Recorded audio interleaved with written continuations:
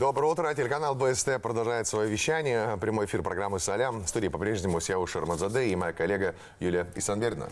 Да, и у нас хорошая новость. 20 апреля пройдет День открытых дверей в Уфимском государственном нефтяном техническом университете. Поговорим о новых программах обучения и особенностях приема в 2024 году с проректором по организации приема студентов и профориентационной деятельности, с руководителем секретариата приемной комиссии Денисом Владимировичем Каретниковым. Здравствуйте. Доброе утро. Также мы приветствуем сегодня декана технологического факультета Фархад Шамильевича Вильданова. Здравствуйте. Доброе утро, джентльмены. Ну и, в принципе, первый вопрос был уже озвучен. Да? Какие особенности приема в нефтяном университете в этом году? На самом деле особенностей или хороших новостей много. Первое, это у нас сохраняется рекордное количество бюджетных мест. В этом году мы будем вести прием на более чем 3700 бюджетных мест по всем формам и уровням высшего образования. Что это значит для абитуриентов, для родителей? Это значит, что проходные баллы продолжат оставаться лояльными, а значит, поступить в наш университет – это реальная задача.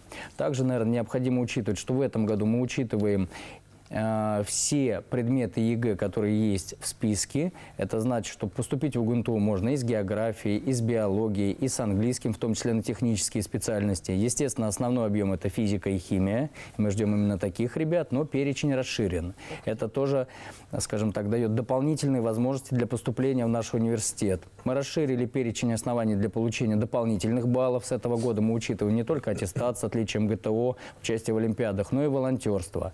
Также, наверное, такой вишенкой на торте можно назвать это запуск механизма гарантированное поступление, который предполагает, что если школьник очень сильно хочет поступить в УГНТУ, он проходит собеседование с деканом, с конкурсной комиссией, где определяется его уровень мотивации, каких-то личных достижений, таких как участие в конференциях, конкурсах, он получает сертификат, где говорится, что если он не пройдет на бюджетное место, он сможет поступить на платное место, а обучение будет оплачивать наш университет. Такая инвестиция в будущее. О, Прикольно. это я впервые про это слышу, здорово. То есть, на самом деле, мне кажется, очень много есть студентов, которые прям мечтают поступить именно в нефтяной. Мне кажется... А еще больше мечтают, чтобы за них заплатили обучение. Ну, это тоже. Слушайте, а вы сказали, что призерам Олимпиад уже есть какие-то преференции. Это какие? Ну, можно я об этом расскажу. Но вообще надо отметить, что по призерам Олимпиад, поступившим в университет, в общем-то, Уфимский нефтяной сегодня лидирует в нашем регионе неспроста, потому что мы предлагаем огромный, широкий ряд мероприятий, которые позволяют олимпиадникам намного больше раскрыться в стенах университета. Это и, конечно же, наши индивидуально образовательные треки и в науке, и в проектировании, и в технологиях, как, например, на нашем технологическом факультете. Это, конечно же, еще и, так скажем, самоорганизация самих олимпиадников в стенах нашего университета. В частности, на технологическом факультете сегодня существует ассоциация наставников олимпиадного движения, сформированная из выпускников школ недавних, да, сегодняшних студентов нашего факультета, которые сегодня являются, в общем-то, лидерами в области олимпиадного движения. Они обучают не только школьников становиться будущими олимпиадниками, но даже и повышает квалификацию наших учителей в этой области. Они являются активными участниками различных федеральных площадок, грантовых конкурсов, государственных заданий, в чем мы, в общем-то, им очень даже способствуем, помогаем, в общем-то. И ребята успешно самореализовываются в стенах нашего университета не просто как будущие специалисты, но еще и как олимпиадники высшего уровня. Так скажем. Преподаватели практически уже верно. такую деятельность ведут. Круто. Слушай, идет... И забыл сказать, что, конечно же, для олимпиадников у нас есть входной бонус, так скажем, да, это повышенная стипендия, которая может составлять вплоть до 100 тысяч рублей. Что? Так, Олимпиада в школе по математике Вау. приветствуется. Вау. Я в одной участвовал как-то давным-давно, занял первое место, Сивуш. а потом проснулся. В общем, Да, ладно. вот. Кого вы тут Севуш, как говорится? Товарищ, у меня вопрос такой. Смотрите, вот технологии, наука, все развивается, идет вперед.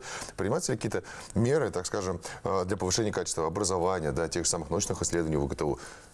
Ну, конечно же, мы на месте не стоим. Сегодня мы являемся участниками стратегической академической программы лидерства «Приоритет 2030», которая реализуется в Российской Федерации.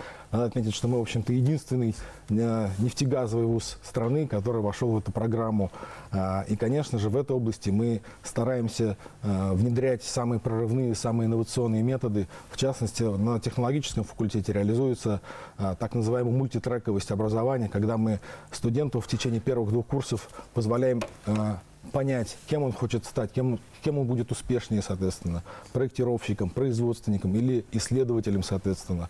Для этого мы активно работаем с нашими партнерами, стратегическими индустриальными партнерами, которые открывают двери своих заводов, предприятий, институтов и так далее. Для наших ребят в течение первого-второго курсов проводят активные стажировки, экскурсии и так далее. И все это позволяет ребятам гораздо полнее понять, что значит корпоративная культура в том или другом исполнении, соответственно, да, и понять, что им будет ближе впоследствии, соответственно. Это, кстати, очень крутая тема, потому что, ну, вот, именно в нефтяном университете, сколько вот я общался, разговаривал, есть такая фишка, что можно пойти и посмотреть свое будущее место работы. Причем не просто пойти и посмотреть, а прям вот, ну, вот поработать и понять, как бы. Проверить, этот график для вас или Да, нет. вообще. Совершенно верно. Это Говоря очень круто. о науке, конечно же, опять же, приоритет 2030 – это программа, подразумевающая прежде всего научное лидерство страны. А здесь, ну, конечно же, у нас есть определенные эксклюзивные, так скажем, компетенции.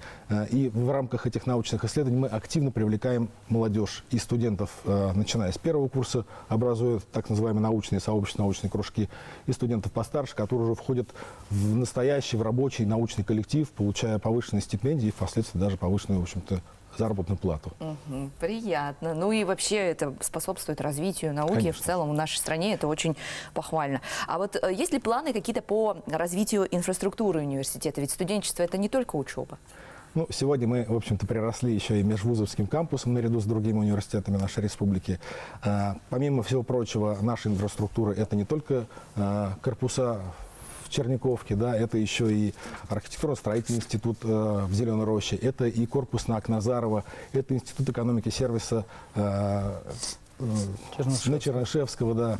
Все это вместе сегодня представляет большой распределенный кампус нашего университета.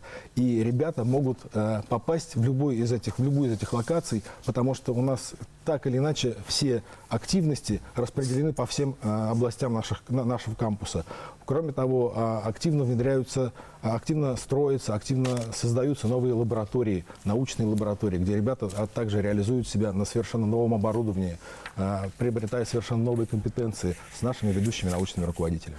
Слушайте, а как ВУЗ работает, так скажем, в международном пространстве? Есть какие-то возможности для, не знаю, академического обмена, допустим, студентов?